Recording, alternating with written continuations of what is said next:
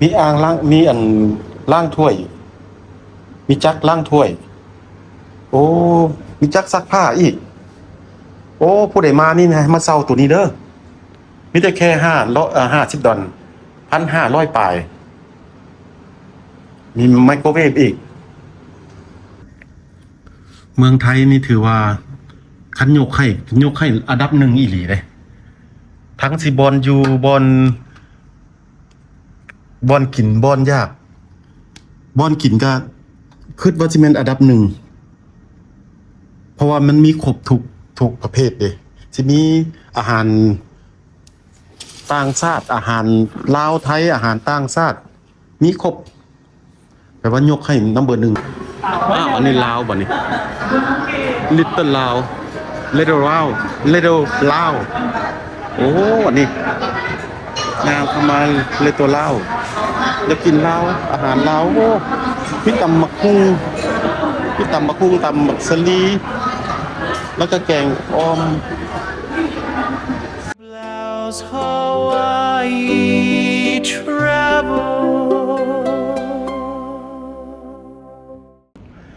สบายดี FC สบายดีเมื่อทุกคนที่กดติดตามคลิปเฮาในมื้อนี้เนาะมื้อนี้นี่เฮามาฮอดกรุงเทพเฮาลงสนามบินสุวรรณภูมิลงกรุงเทพเนาะมาเห็นโรงแรมนี่ก็อดบ่ไหวสิได้รีวิวมันเพราะว่าคักแฮงหลายอันนั้นโรงแรมตัวนี้ เข้าไปเบิ่งเนาะ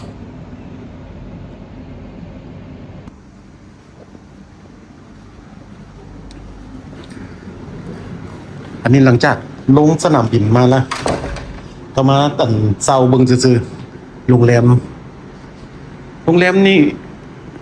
มีแต่$50ก็1,500ปลาย1,600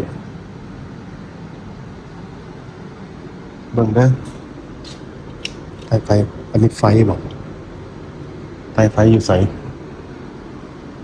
อันเฮือนครัวแต่หักมืดเบิ่งมีไฟอยู่บนแน่ๆนี่จุดได้ไฟโอ้จุดนี้บ่ไฟบ่นี่อ้าวนี่มีตู้เย็นอันนี้มันคล้ายๆกับอพาร์ตเมนต์นี่มีเฮือนครัวเรียบร้อยมีตู้เย็นมีซิงค์มีอ่างล้างมีอันล้างถ้วยมีจักรล้างถ้วยโอ้มีจักรซักผ้าอีกโอ้ผู้ใดมานี่นะมาเซาตัวนี้เด้อมีแต่แค่$50 1,500ปลายมีไมโครเวฟอีกโอ้มีบอนเฮ็ดของกินราคานี่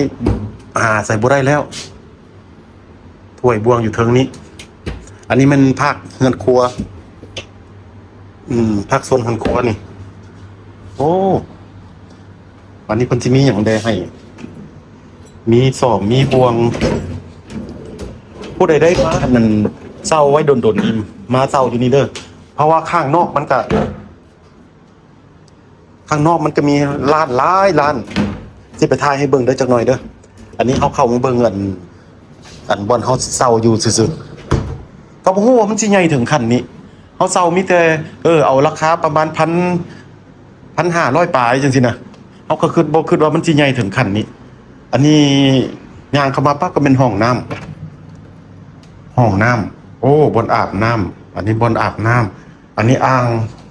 โอ้เห็นได้ในขึ้นฮอตเคนนี่เด้นี่โอ้ฟักนี่เป็นหยังฟักนี่ก็เป็นบนคลาสสิก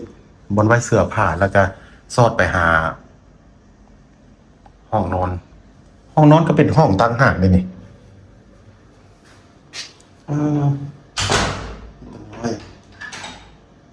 คนเดียวพูดเป็นยังตายหาใส่บ่ได้อีกแล้วคอนเวเนียนอีกอันนี้มันอยู่สั้น17ห้องนอนอันนี้ห้องนอนย่างดีนอนได้3 คนบุญ นอนได้ประมาณ3 คนคิงเบดทีวีกับสมาร์ททีวีอีกได้นี่เบิ่งวิวเด้อเขาอยู่สั้น17โอ้ถือว่าโอเค ก็ว่าที่เช่าโรงแรมตัวนี้เพราะว่าคิดว่ามันใกล้สนามบินสุวรรณภูมิมาเมืองไทยนี่บ่ผิดหวังเว้ยบ่ผิดหวังอันนั้นเป็นตึกใบยกโอ้ซัน17เฮาก็เห็นอ่า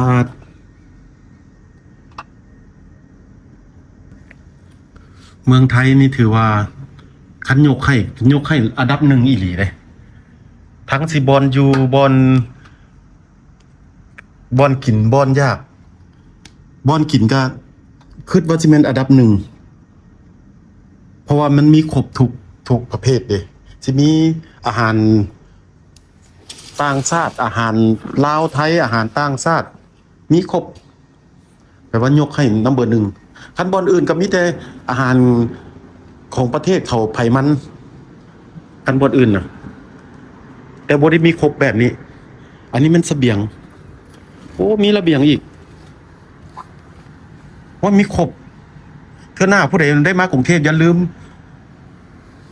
โรงแรมตัวนี้เด้อหมู่ครูทุกคนอย่าลืมโรงแรมตัวนี้ชื่อว่าลูแมนมันใกล้สนามบินสุวรรณภูมิอยู่เด้แบบคันเฮาใกล้สนามบินประมาณ25 นาทีติดสนามบินอันนี้ฟังทะเลฟังตะวันตกนะ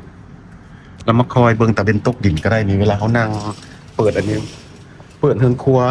นั่งอยู่บนครัวกินข้าวกินแล้วมาเบิ่งตะวันตกดินแต่ว่ามื้อนี้มันครึมๆจังหน่อยค่ายแรงแล้วประมาณตอนนี้ประมาณ5 โมงกว่าบรรยากาศก็ดีแล้วก็เป็นเฮือนครัวจังซี่แล้วก็บ่นั่งกินข้าวบ่นั่งเฮ็ดเวียกคอมพิวเตอร์เล่นจังซี่แล้วข้างนอกก็มีทีวีอีกโอ้ข้างนอกมีทีวีทางในห้องก็มีทีวีมีห้องหนึ่งอันนี้อันดับ1อีหลีแต่เช้ามาบ่เคยเห็นคักปานนี้มาก่อนเปิดนี่บ่ก็ได้เปิดนี่ออกนั่งอยู่ใส่ก็มีวิวเบิดเฮาสินั่งเบิ่งทีวีอยู่ห้องรับแขกนี่ก็มีวิวสิเรียนได้ห้องนอนก็มีวิวสินั่งอยู่เฮือนครัวกินข้าวก็มีวิวโอ้ครบสุดอีหลีเด้อไผมาอย่าลืมเด้อโรงแรมตัวนี้ไปว่า recommend เด้อตัวนี้เด้อ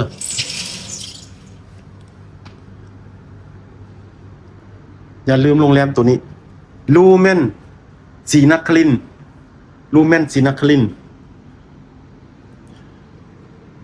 1,000 ปลาย 1,500 เกือบเข้า 1,600 แต่ว่า include อันของกินเศร้าอันนี้ก็มีเป็นสมาร์ททีวีซองนั้นซองนี้อยากเบิ่งซองใดอันนี้เฮาอยากสั่งข้าวขึ้นมากินก็ได้ของกินก็เป็นประมาณนี้อันนี้ให้เบิ่งผู้ใดที่ว่าอยากรู้ว่าของกินมันเป็นแบบใดจิวซันรูมที่ว่าเฮาสิออเดอร์ตอนอันนี้all day breakfast แปลว่า all day เฮาอยากสั่งตอนใดก็ได้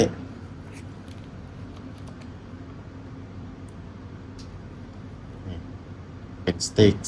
สลัดสเต็กปลาสเต็กอย่างมีครบโอ้โรงแรมตัวนี้แปลว่าจองถูกต้องเลยใกล้สนามบินอีกใกล้สนามบินประมาณ25 นาทีห่างจากสนามบินเขาว่าบอนอาบน้ำซาวน่าสปาบ่ปิด24 ชั่วโมงเปิด24 ชั่วโมงเปิด24 ชั่วโมงเนาะ24 ชั่วโมงโอ้คักหลายแต่เช้ามานี่ดูลาขนาดเลยตัวนี้มาพักเล่นซื่อๆคือว่าสิด้าม50สิมานอนเล่นซื่อๆว่าซั่นคักจนอดรีวิวบ่ได้ตายๆพุ่นน่ะโอเคในบ่อนนอนก็ ถือว่าคักสิลงไปทายอันนั้นให้เบิ่งทางนอกทั้งอย่างให้เบิ่งว่าอันนี้เอาเบิ่งทางนอกเนาะบัดนี้ทางนอกมันก็จะเป็นโรงแรมประมาณนี้มันก็จะเป็นโรงแรมสูงประมาณนี้เนาะอันนี้ทางนอกโรงแรมชื่อว่าจังซี่เด้อโลเมนแบงกอกซีนครินทร์แล้วทั้งข้างนี่ก็มีอัน7-Eleven แล้วก็มีปตท.นี่โอ้คอนเวเนียนต์ขนาดเลย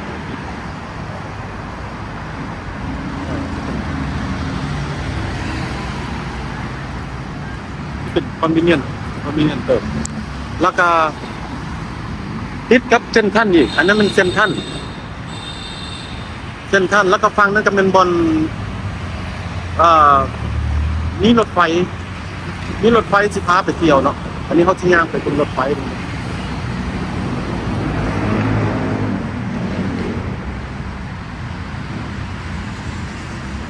แต่หักสายไฟนี่ต่ำเนาะ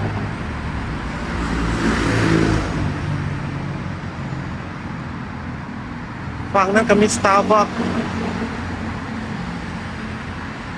แล้วก็มีอาหารนี่ที่เขาขี่แท็กซี่ก่ายมานี่คือว่าจนว่าโอ้มีบุฟเฟ่อีกเลยซีฟู้ดบุฟเฟ่อยู่ข้างหน้านั่นอีกอันนี้มันน่ะทางรถไฟรถไฟฟ้าสำหรับที่ว่าเอาแค่คนไปบอนนั้นบอนนี้ว่าผู้ใดบ่มีรถเนาะเป็นก็สิมีรถไฟอันนั้นนะย่างไปอันนี้แพรได้อันโอ้คอนเวเนียนต์เติบเว้ยข้างหน้านี่มันเซ็นทรัลข้างหน้าบ่นั่นนี่ประมาณเมืองเซ็นทรัลนี่แหละเขาเอิ้นว่าแพรได้พ่อนี่ครบเลยเอาบ่ฮู้ว่ามันสิครบถึงขั้นนี้ว่าสิมาเซาให้มันใกล้ว่าสนามบินสุวรรณภูมิซื่อๆด่านมาครบถึงขั้นนี้เนาะโอ้แล้วก็มีบอนกินซูชิอยู่ข้างหน้านี่เด้อผู้ใดมาจะลืมเด้ออันนี้นี่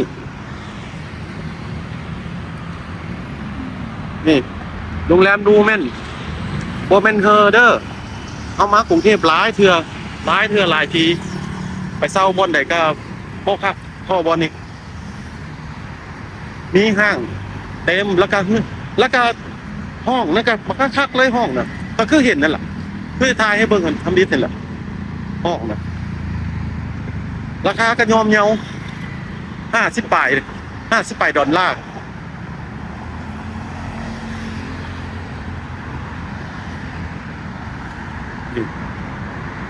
มีแสดงอยู่แสนนี่โลครั้งที่3ซอยนะซอยนี้ซอยประวิตรแสดงหมอลำอยู่วันที่29ถึงวันที่7วันที่9ถึงวันที่7วันที่29ถึงวันที่7โอ้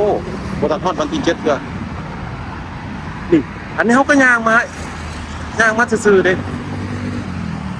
ก็เห็นครบหมดเลยนี่กันเขาสิย่างเข้าไปทางคุณเป็นสวนหลวงอันนั้นน่ะเขาเอิ้นสวนหลวงมันจะมี2ตึกเฮียงกันอยู่ตึกนี้กับตึกนี้ตึกแบบคล้ายๆกับเซ็นทรัลนั่นแหละบาทนี้มีซุกี้ตีน้อยอันนี้ซุกี้ตีน้อยตอนแรกนี่เขาบ่ทันได้กินข้าวสวยข้าวเช้าก็กินน้อยนึงตอนนี้ก็5-6 โมงเราก็บ่ทันได้กินเนาะเพิ่งเดินบิดกับเจ้าก็บ่ทันได้กินอย่างเทื่อฟู้ดมาร์เก็ตอีกวิลล่ามาร์เก็ตผู้ใดมักซีฟู้ดนี่ก็นี่เด้อถ้าว่ามีเวลาว่างมีเวลาหลายนี่ก็ย่างเข้าไปเซ็นทรัลนี้มันคล้ายๆเซ็นทรัลแต่บ่เป็นว่าเซ็นทรัลของแท้หรอกแต่ว่าเซ็นทรัลแล้ว สุกี้ตีน้อยห่างจากโรงแรมเฮามาน้อยเดียวหนึงนี่อันนี้โรงแรมเฮาเบิ่งคือไก่แต่บ่ได้ไก่โรงแรมอยู่นี่แล้วก็ย่างมาน้อยหนึงแล้วก็สุกี้ตีน้อยอยู่นี่คนก็เต็มเลยได้แน่นเลยสุกี้ตีน้อยก็บ่ได้ลองมึงจะเกลือแต่ว่าสายตาเฮานี่แนมเบิ่งแต่ตัวซีฟู้ดเนาะอาหารทะเลแบบว่ามากสุดอาหารทะเลสิอยู่นี่อาหารทะเลนี่อันนี้บ่แม่นเขาเจ้าเรียนคิวนั่งท่าเด้นี่นั่งท่าเข้าเด้นี่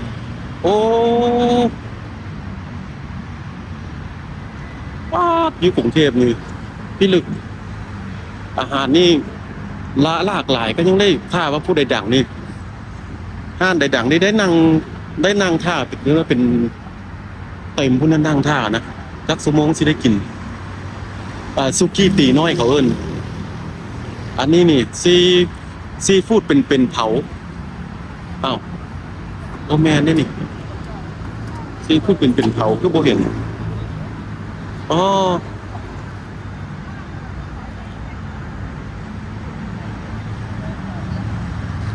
ซีฟู้ดเป็นเผาย่านเป็นนั่นน่ะเป็นมันเป็นตลาดที่เขาเจ้าเปิดเนี่ยเขาเจ้าปิดแล้วบ่อยากแต่ว่าตัวนี้ก็เป็นห้านอย่างห้านวุ้นเส้นอบวุ้นเส้นที่สุดของวุ้นเส้นว่าซั่นโอ้คิดว่ามันซีฟู้ดว่าสิมากินซีฟู้ดก็คักว่าซั่นย่านก็เจ้าปิดแล้วตัวนี้บางที่สิย่างข้ามไปฝั่งนั้นก็สิมีอยู่ดอกซีฟู้ดโอเคบางที่ข้ามไปฝั่งตอนนี้เฮาก็ข้ามมาสะพานลอยเนาะ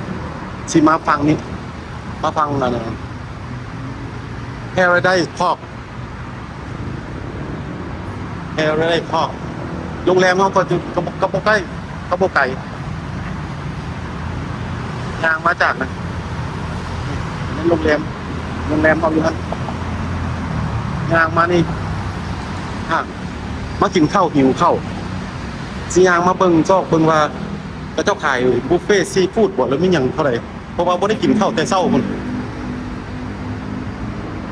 ข้างในนี่อาจจะมีเพราะว่ามันเป็นคล้ายๆคือเซ็นทรัล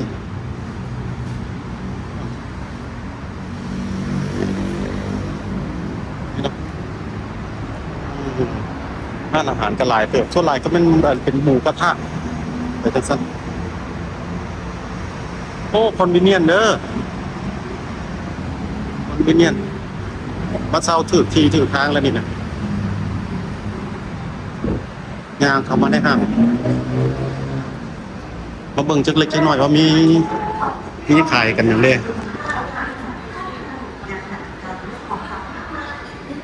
สิเบิ่งว่าเมืองไทยนี่ถือว่าให้เป็นหนึ่งอีหลีเด้ออันนี้สิเป็นประเภทของฝรั่งอาหารฝรั่งมีพาสต้าเฟรนช์ฟรายสลัดครบอันนี้ย่างเข้ามาซื่อๆโอ้ยอาหารนี่เสี่ยวซ้ำใดเนาะบางที่ก็เจ้าก็สิมีอันเป็นสั้นไผ่สั้นมันนี่เด้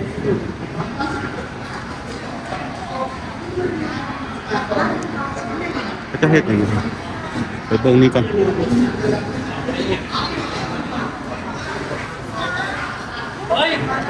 ซาวเลโอ้ซาวเลนี่ย่างเป็นซีฟู้ดนี่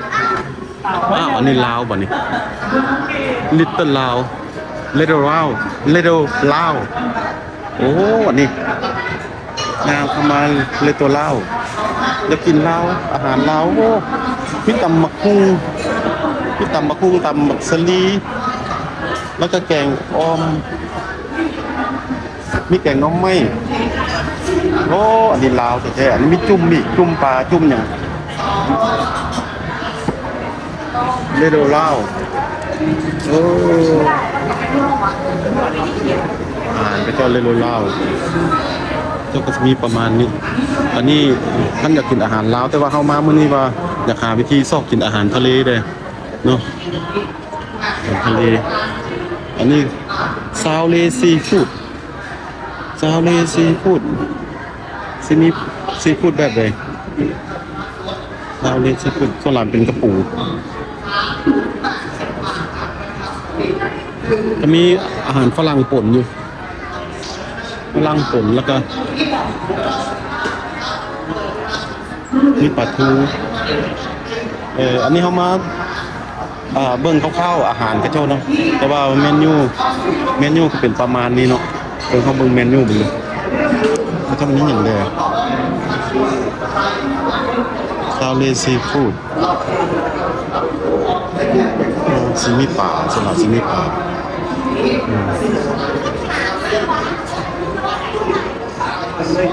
มีปู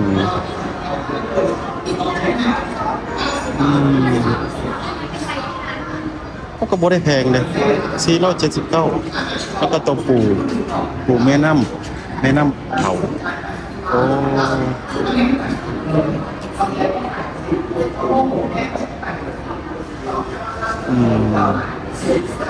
ก็เจอไว้เนาะมีร้านไปถึงสมุทร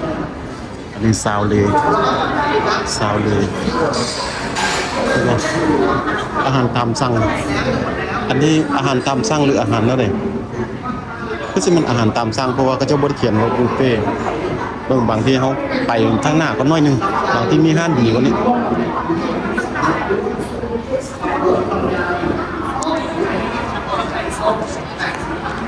โอ้หมักม่วงครบสุดหมักม่วงอย่างอันนี้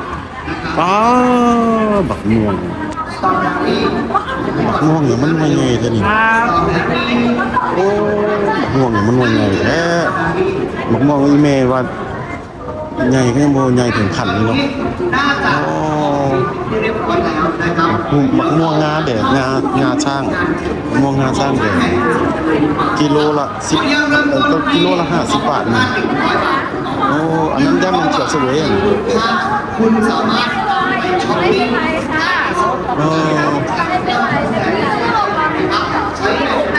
เขียวเสวยโอ้ยขัดเลยนะพันมาอยู่นี่มาอยู่เมืองไทยถือว่าที่หนึ่งใช้ไม่ได้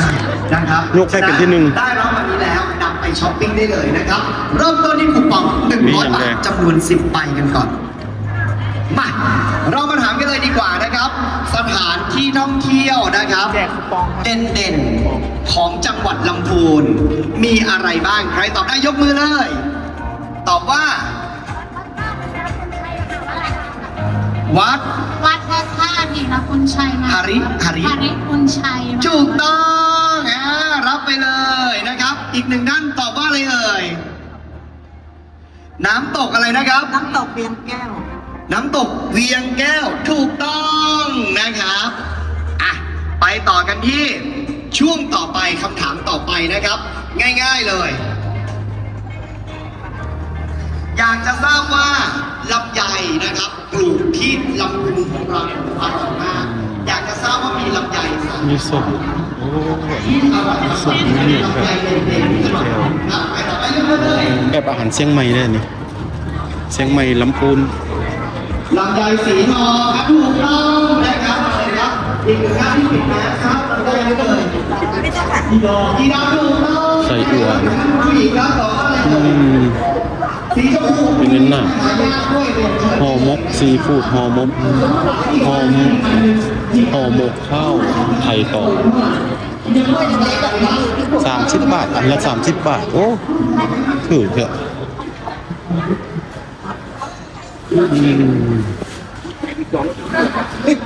อร่อยก็ซื้อครับโอ้เหนียวคำนี่เหนียวคำโอ้หิวเข้าไม่อย่างก็อยากเบิดเห็นยังก็อยากมันหิวเข้าอันนี้สั้นก็เจ้าแสดงซื่อแต่ว่าสั้นของกินก็จะมี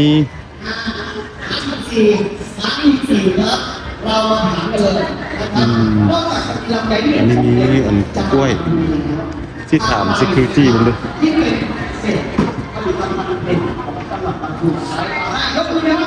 น้องสวัสดีครับน้องศูนย์อาหารอยู่ชั้นไหน ตลาดเสรีอยู่ข้างล่างครับลงมาในเรื่องนั้น ข้างล่างข้างล่าง มันมีสองที่นะ ชั้นนี้ก็มีศูนย์อาหารนะเพราะว่าชั้นหนึ่งชั้นจีอ่ะ อันนี้สั้นอะไร ชั้นหนึ่ง สั้นหนึ่งแต่สั้นจีมีอีก มีครับของตลาดเสรีชั้นหนึ่งก็ริมสุดนู้นเลย อ๋อมีตรงนู้นนี่ ใช่ครับพอตรงไปสุดแล้วไปไม่ได้ก็เลี้ยวซ้ายแล้วก็เลี้ยวขวาตรงไปโซนสุด โอ ท้าย เค เลย ร้านอาหารที่มี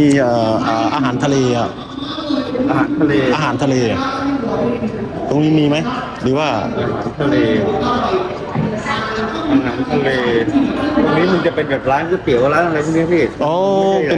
ป็นแบบศูนย์อาหาร ใช่เป็นศูนย์อาหาร โอเค ฟู้ดคอร์ท ฟู้ดคอร์ทเนอะ ว่าชั้นอยู่ชั้นไหน ฟู้ดคอร์ทเนาะ ใช่ครับ โอเคครับ จะลงไปดูตลาดเสรี มันในเรื่องนู้นนะครับ ลงไปเดินตรงไปเลยคนสุดท้าย โอเคครับขอบคุณครับก็เจ้าว่ามีสองบอนหนึ่งมันเป็นฟู้ดคอร์ทอันนี้มันก็เจ้าว่าตลาดอาหารเสรีว่าสั่นมึงไปเบิ่งดูมันเสรีแบบใด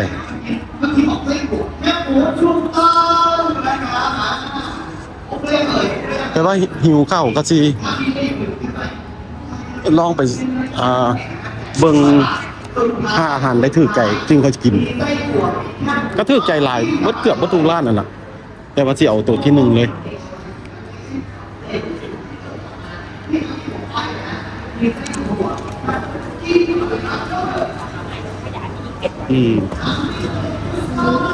อันนี้พูดคอร์ดก็มีต่างหากแต่ว่าอันนี้มันก็เจ้าเสรีว่าจันตลาดเสรีสิเสรีหมดเลยนี่ยิมซัมลงมาก็เห็นยิมซัมของห้านอาหารจีนเลยโอ้โคตรหลากหลายเลยโคตรหลากหลายตลาดเสรีว่าจันร้านอาหารนี่แข่งกันเลยอันนี้ประเภทจีนดิมซัม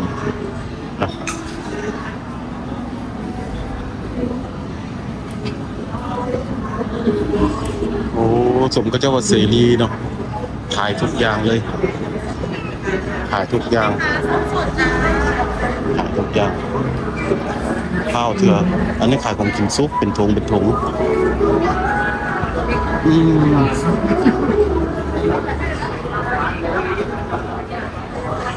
นี่แหละจึงคอยยกให้เมืองไทยเป็นที่หนึ่ง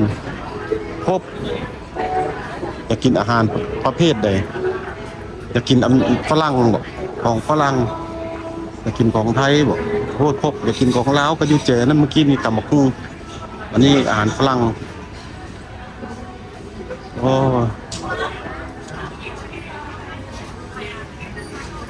อันนี้ฮันซิสเลอร์มิสเต็กแบบอเมริกานี่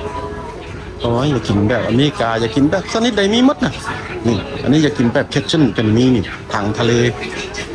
คิทเช่นหรือซีร้องตัวนี้บ่อยู่ฮาวายนี่มักได้แนวนี้นะโอ้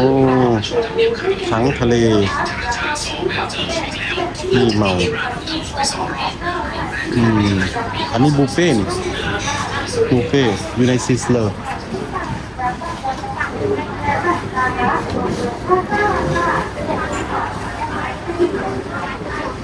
อันนี้ซาลาเปาศูนย์อาหารบุทันเบิร์ดได้ดิยังมีศูนย์อาหารอยู่ท่านเทิงผู้เนื้อฟู้ดคอร์ทนะสั้นหนึ่ง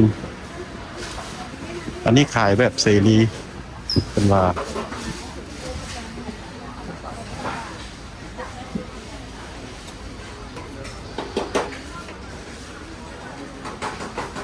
เสรีดีหัวอยู่นี่ก็มีฟู้ดคอร์ทอีกมันมีหลายบอนที่ฟู้ดคอร์ทเองอ๋อหลากหลายเลยอันนี้สกูยัดไส้ประเภทสกูยัดไส้อันนี้โอ้เห็นอย่างกันน้ำลายเฮ้ยในพี่กระแมน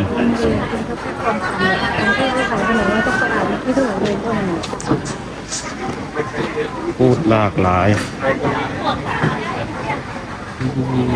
เมื่อกี้ผมยังเจอทุเรียนซ่อนอยู่เลยนี่ทุเรียน อันนี้เป็นคล้ายๆคือตลาดแบบ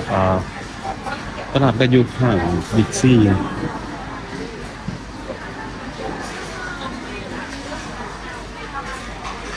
อันนี้บนนั่งกินข้าวแต่เอามื้อนี้ต้องได้กินอาหารทะเลก่อนให้สมอยากก่อนอันนี้มีกระเพาะปลากระเพาะปลากระเพาะปลา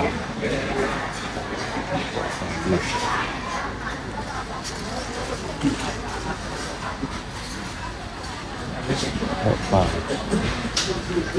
มันก็คือต่ำ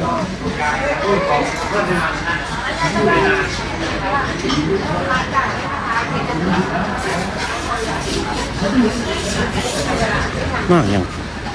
อย่าว่ามากันทำเด้ออย่าว่ามากันทำเด้อโมเมนต์กระทันถามป้อมโมเมนต์กระทันนี่มาถามป้อม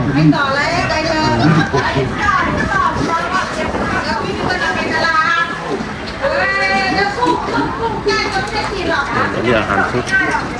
ซุปกัน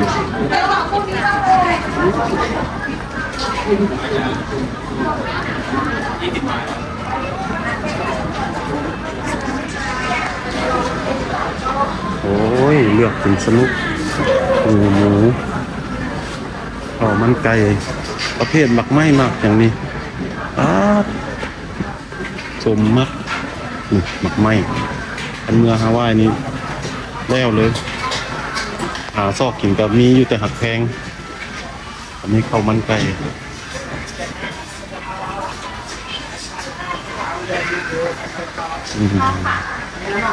อันนี้ไม่เหมือนวน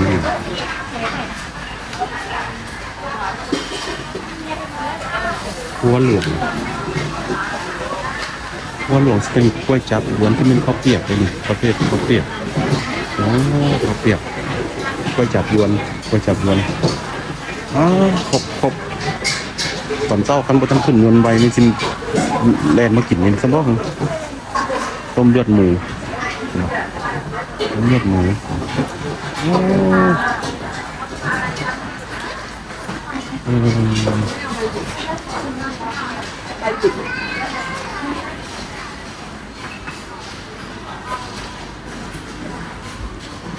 ครบทุกชนิดทั้งฝั่งคุณก็มีโอ้ย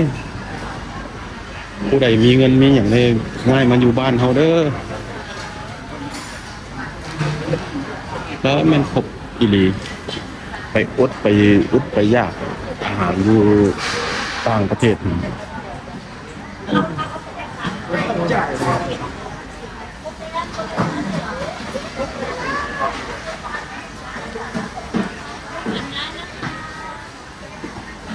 ถุงละ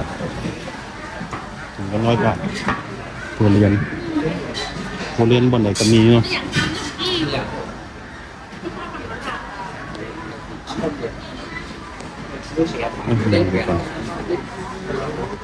ประเภทดอกไม้อีกโอ้มีหลากหลายดอกไม้มากจังอันนี้ไข่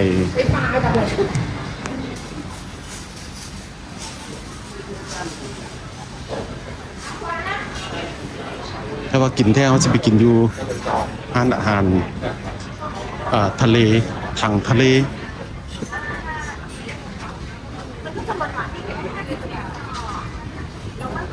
อันนี้บ่ถึงขั้นว่ามันเซ็นทรัล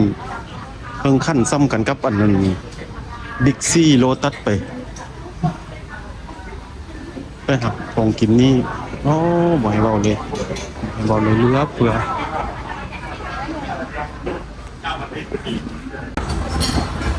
สุดท้ายก็สิได้เข้ามากินอันนั้นซาวเลซีฟู้ดเลือกเป็นลูกมันหรือว่าเราไปกินของลาวตำหูว่าแต่ว่าอยู่นี่ก็มีลาบมีอย่างที่กันซาวเลว่ากันซาวเลซีฟู้ดว่ากันคุณว่าเขาสิเบิ่งว่ามันเป็นเมนูจังไดโอ้มีแต่ปลาอันนี้เป็นอาหารปากใต้คนปากใต้แต่ว่ามันก็ ซีเมืองข้างทมิดนี่มันเป็นแบบจะได้อันนี้มันหยังพัด3 เม่นพัด3 เม่นเป็นแบบแปลกๆลองมา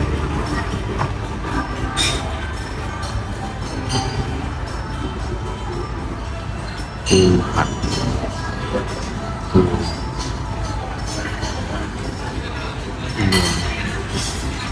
ยำหมึกรวมยำหมึกรวมทะเลเผาแม่น้ำปูมา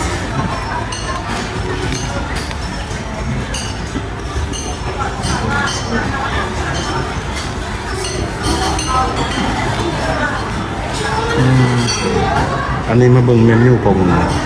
อาหารแบบภาคใต้เนาะแกงอ่อมมีปลากระเพราสุกอะไรวะต้มลาว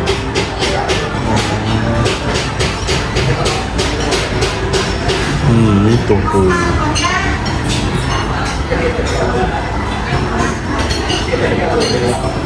ทะเลผัดพริกไข่ดำ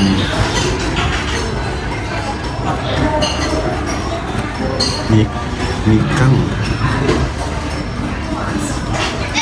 ทอดกรอบเค็ม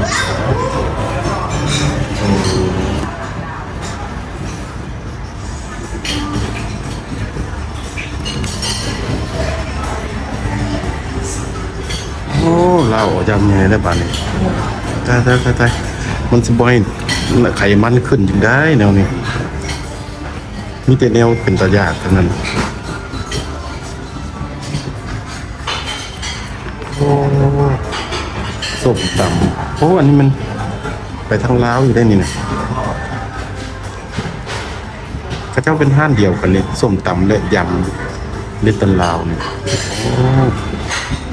เลตนลาวพอดีได้เข้าห้านนี่ครบ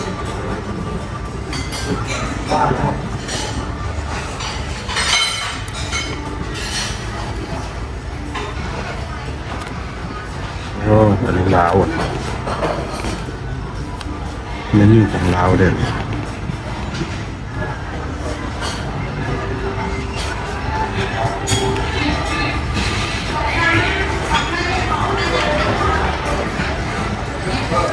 ของลาวนี่แดงจึงครึ่งเนาะนี่แต่แนวเผ็ดนี่ต้องแดงมีลาบน้ำตกโอเคเขาสิเปิดเบิ้งนะครับสิสั่งลองเบิ้งแล้วก็สิทายเบิ้งอีกขนมเนาะนี่บัดนี้อาหารมาแล้วบัดนี้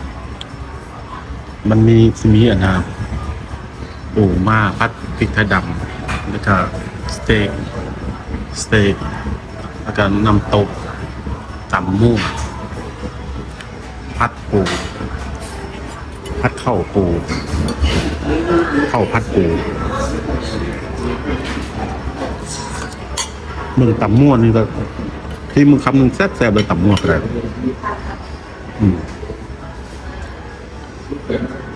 ก็เจ้าเห็ดสไตล์แบบลาวเลย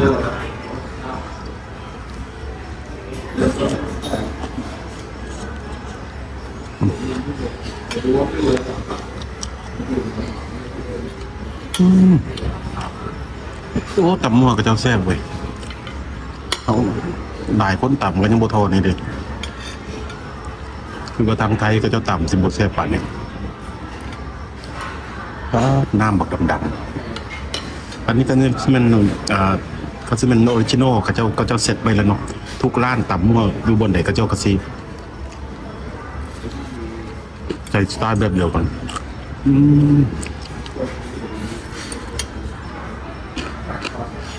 มื้อนี้เป็นมื้อสุดท้ายเนาะเขาก็จะได้กลับฮาวายแล้ว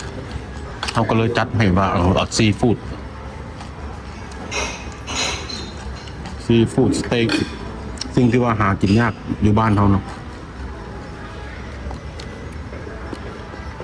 ก็มีอยู่แต่รสชาติบ่แซ่บแบบนี้ นนี้รสชาติก็แซ่บโอ้แซ่บอันนั้นก็แซ่บนี่ก็แซ่บ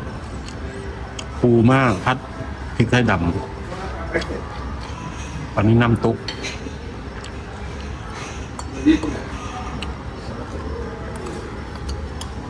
อันนี้เขาตัดมาซิมเท่าละหน่อยถ้าโมเบิร์นเขาก็เอามากินบ้านเขาก็ห่อมากินบ้านเนาะ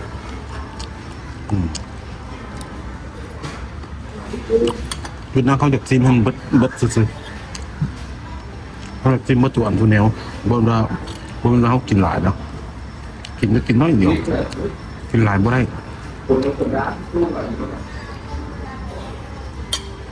ไปจากซิมอันมือสุดท้ายที่ว่าเขาจะกลับนะไปซิมเบิ่งว่ากลับเมืองฮาวายแล้วสิหากินยากอาหารเป็นประมาณนี้นะโอ้ อันนี้แนะนำเด้อห้านนี้แซ่บอีหลีห้านเนี่ยก็ซาวเลห้านซาวเลซีฟู้ด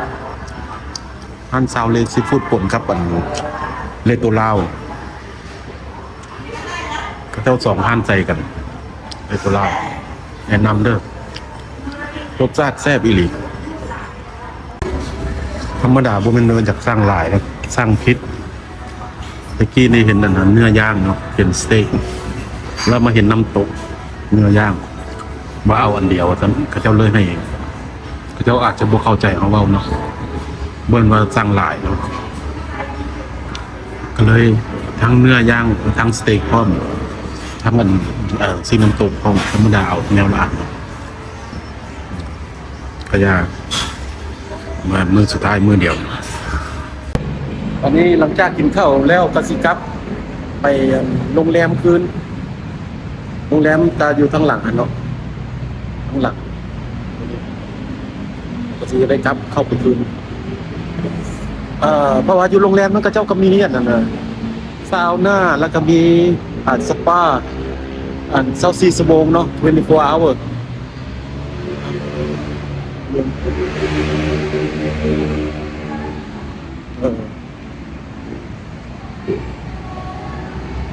แล้วก็มันมี24 hour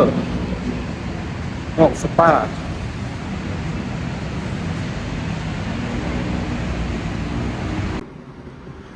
หลังจากกินข้าวแล้วก็เข้ามาในห้องมาพักผ่อนมื้ออื่นขึ้นยนต์11 โมงปลายก็สิมานั่งพักผ่อนเบิ่งทีวีเล่นโอ้สะอ่อนห้องนอนหนึ่ง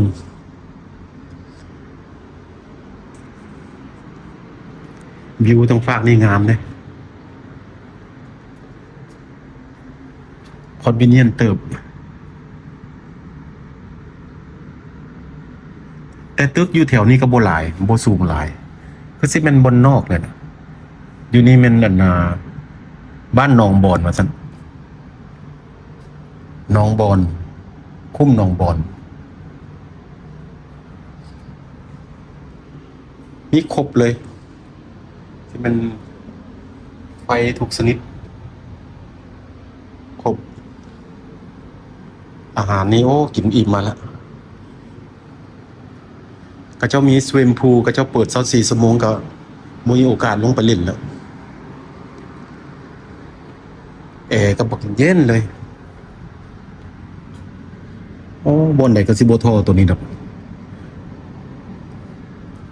บอลนี้คักหลายคักแบบว่าราคาเป็นกันเองนะถ้าเฮาไปเช่าธรรมดานี่ซับนี้โอ้ 2,000 ปลายพุ่นเด้เฮาเคยไปเช่า 3,000 ก็ยังบ่ทอนี่นะ 3,000 บาทนี่ยังห้องบ่ได้เท่านี้อันนี้มีแค่1,000 ปลาย 1,600 1,500 1,500เกือบเข้า 1,600 ก็ยังได้คักปานนี้เนาะนี่มีหยังโอ้บอลไว้เกือบโอ้สะอ่อนโอเคกับเบิดแต่เพียงเท่านี้เนาะอันนี้ก็บอกให้ฮู้ซื่อๆข่าวให้ฮู้ว่าคันได้มาเซาแถวนี้ใกล้เดินบินสุวรรณภูมิ ผู้ใดอยากเกี่ยมขึ้นยนต์ขึ้นอย่างแนะนำให้มาตัวนี้ ราคาประมาณซ้ำนี่นะ1,500เนี่ย ได้เบิดสุอย่างสิทีนะก็อยากให้แนะนำ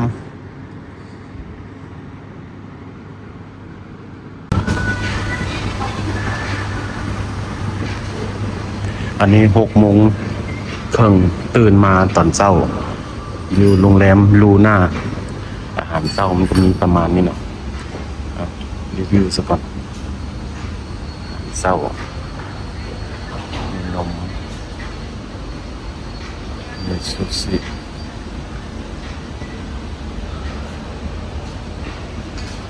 มีขนมก็เป็นธรรมดาเนาะอยู่โรงแรมเด็กก็มีแต่ว่า อันนี้เขาให้หูซื่อๆอาหารเช้าถ้าได้จองมาก็รวมอาหาร ถ้าบ่ได้จองก็เจ้าก็สิเอาน้ำ300คนละ300ตอนนี้มันเฮ็ดก๋วยเตี๋ยวแล้วก็มีของหวานหมากไม้ผลไม้อันนี้มันอาหาร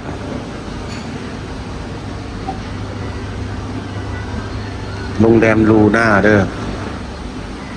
โรงแรมลูน่าสีแดงมีแฮม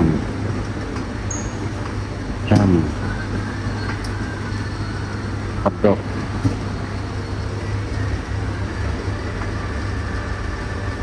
ข้าวผัดข้าวขาว แกงกะหรี่วิชัยก็ต้องปูเต้าหู้กับประมาณนี้เนาะของกินเช้าเพิ่นตอนเช้าตอนนี้6:30พระเจ้าก็สิเปิดให้แต่6:00 น10:00 นอาหารเช้าอยู่โรงแรมลูเม่นผู้ใดอยากสร้างไว้ก็มีโอเคก็เป็นประมาณนี้เนาะอยู่ในโรงแรมตัวนี้ ตอนนี้ก็ออกจากโรงแรมมาสนามบินสุวรรณภูมิแล้วสิได้กลับไปฮาวายเนาะแล้วมีอย่างอยู่ในฮาวายเป็นทิวทัศน์ดีๆงามๆหรือว่าที่ไปถ่ายเอาทั้งในเมืองหรือทั้งสวนเขาก็สิถ่ายมาให้ท่านผู้ชมทุกคนได้เบิ่งกดติดตามคลิปเฮาไว้เด้อและผู้ใดต้องการว่าอยากให้เฮาไปถ่ายเอาบ่อนใดที่อยู่ในฮาวายจังได๋เดือนหน้าเฮาสิกลับเมืองลาวอีกถ้าผู้ใดอยากให้ไปถ่ายหม้องใดฮาวายหรือลาวให้เขียนคอมเมนต์ไว้ใต้คลิปเฮาแล้วมีโอกาสก็สิไปถ่ายให้เบิ่งตอนนี้ก็สิเกี่ยมขึ้นยนต์กลับเมืองฮาวายบ้านเฮาละโอเคผู้ใดมากก็กดไลค์กดแชร์กด Subscribe ให้เด้อขอขอบใจ